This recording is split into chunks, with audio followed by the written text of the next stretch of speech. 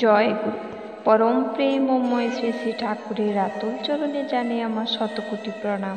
শ্রী শ্রী বর্মার চরণে জানে আমার শতকোটি প্রণাম।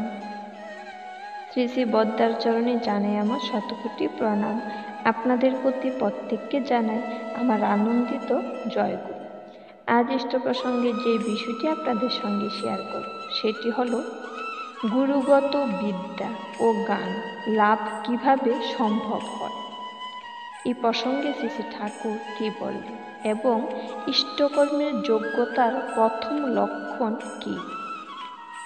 একজন জিজ্ঞেস করলেন, শাস্ত্রে এই ধরনের কথা আছে যে অনুরাগী শিষ্য গুরুর সেবা করতে করতে কালে গুরুগত বিদ্যা ও জ্ঞান লাভ করে।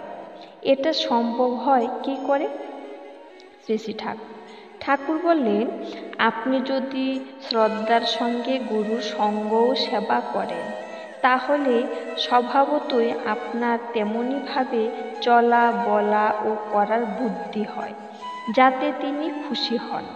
এতে তাকে অনুধাবন করা লাগে, অনুসরণ করা লাগে, তার প্রতি পদ আচরণ করা লাগে। এইভাবে মানুষ নিয়ন্ত্রিত হয়।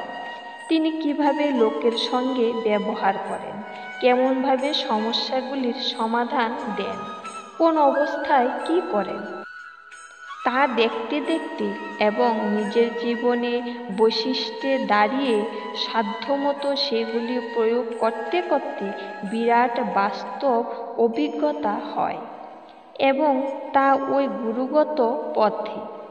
এইভাবে গুরুর সেবা ও অনুসরণের ভিতর দিয়ে তার জ্ঞান গুণ আয়ত্ত হয়।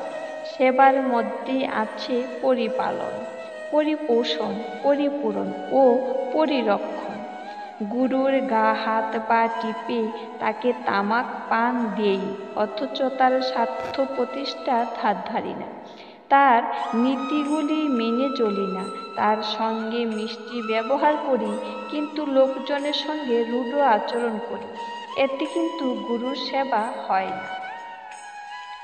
গুরুকে, গুরুর নীতি বিধিকে যে পরিপালন, পরিপোষণ, পরিপূরণ ও পরিরক্ষণ করে চলে সেই গুরুর সেবক।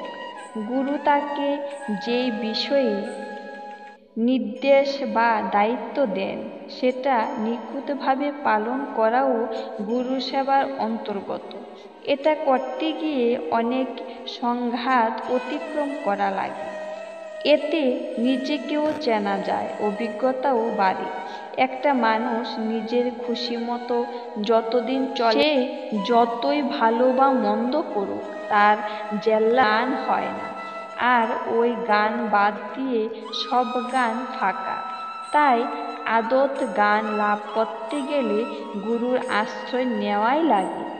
আশ্রয়ের মধ্যে আছে স্ত্রী অর্থাৎ সেবা, আর গুরু মানেই সদ্গুরু। একজন জিজ্ঞেস করলেন, ইষ্টকর্মের যোগ্যতার প্রথম লক্ষণ কি? শ্রী শ্রী ঠাকুর দৃঢ় কণ্ঠে বললেন, ইষ্টকাজের প্রতিকূল হলে তোমার স্ত্রী নয়, ছেলে তোমার ছেলে নয়, বন্ধুবান্ধব তোমার বন্ধুবান্ধব নয়, কিছুই কিছু নয়। এমনতর নিরাশী নির্মম অবস্থা যতদিন তোমার না আসবে ততদিন কেবল পাইতারা ভাজা, ততদিন শুধু মকশ করা। যথার্থ কাজ তার আগে শুরু হবে না। যথাযথভাবে কাজ করা তো দূরের কথা, প্রবৃত্তি অভিভূতি হয়ে থাকলে ইষ্টের কথায় সহজে মাথায় ঢোকে না। তাই নিরাশী নির্মম হয়ে উঠলে তুমি কাজের প্রথম সোপানে পা দিলে।